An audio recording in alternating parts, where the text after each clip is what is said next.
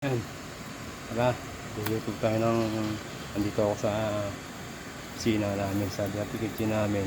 At magluluto ako ng nihaw na isda, saka mang inasal. Ayan, yan, luluto ko.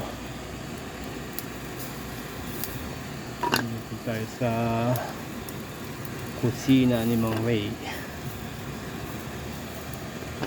Luluto tayo ng mang inasal. Tilapia. Yan tilapia saka isang may hilab-hilab na manok. Yan kami lang kakain yan. Kami mag-anak ko lang. Yan, wala namang bisita. Naisipin lang magluto. Ayan o.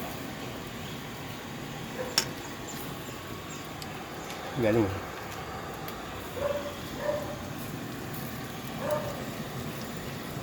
Tapos may blower yung ihawan ko. Ayan. Lakas.